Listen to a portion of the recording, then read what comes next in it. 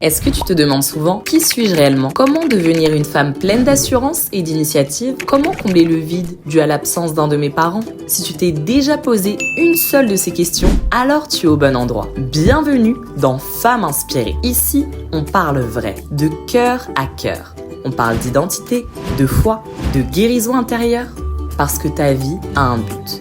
Tu n'es pas seule et tu es inspirée.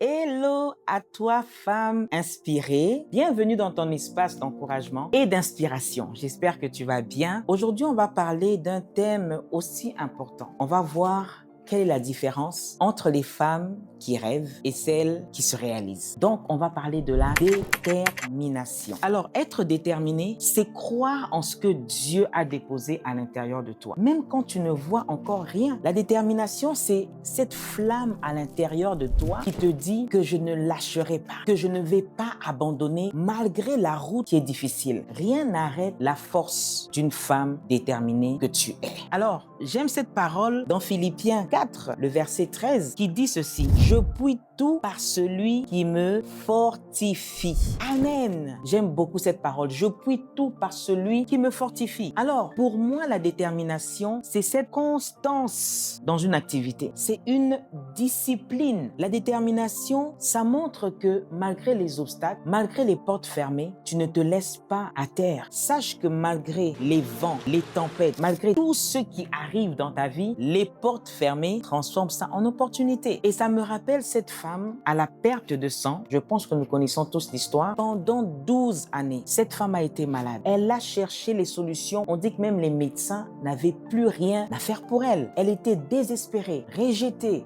de la société. Elle était mise à l'écart. On peut dire qu'elle était en quarantaine. Mais cette femme a fait quelque chose d'extraordinaire. Elle a dit qu'elle ne va pas laisser voir sa vie tomber ou sa vie à terre parce que la maladie était en train de sombrer en elle. Non. Qu'est-ce qu'elle a fait? Elle voyait Jésus passer dans son village. Elle s'est dite en elle-même: si seulement je puis toucher le bout de son vêtement. J'aime trop cette femme. Elle était déterminée à guérir. Elle était déterminée à ne pas rester là où elle est. Elle est allée dans la foule. Elle a touché le pan du vêtement de Jésus. Elle a été guérie à l'instant même. Ça montre que dans la détermination, on ne lâche pas. On ne laisse pas les événements nous engloutir. Non. Et cette femme a été courageuse. Elle a été déterminée à guérir. Elle voulait sortir de sa maladie. Voilà, aujourd'hui, je vous parle de ce sujet qui est capital. La détermination, c'est avancer alors que personne ne vous applaudit, alors que vous n'avez pas d'encouragement, alors que tu doutes, alors que tu hésites. C'est faire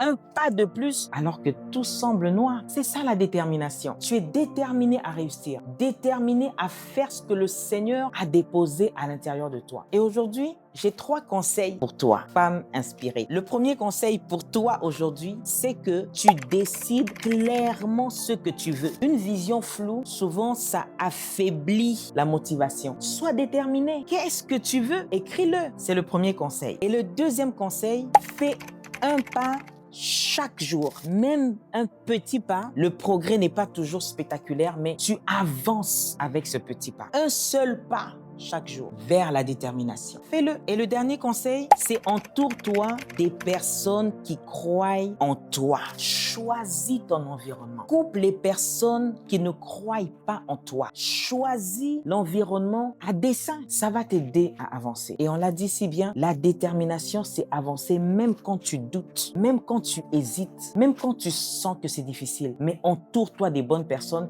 qui croient en toi, qui croient en ce que Dieu a déposé à l'intérieur de toi. Alors aujourd'hui, on va prier. Tu vas faire cette petite prière avec moi et que le Seigneur continue encore à te rendre forte, femme inspirée, et à te rendre déterminée à arriver là où le Seigneur t'attend. Nous allons prier ensemble. Père, nous te disons merci. Merci, Seigneur, pour la femme inspirée qui est connectée, Seigneur, aujourd'hui, qui écoute, Seigneur, cette thématique combien importante. Seigneur, je prie aujourd'hui que tu relèves une femme qui est tombée. Aujourd'hui, Seigneur, que tu puisses tenir la main de cette femme qui est fatiguée, qui hésite, mais qui veut avancer avec toi.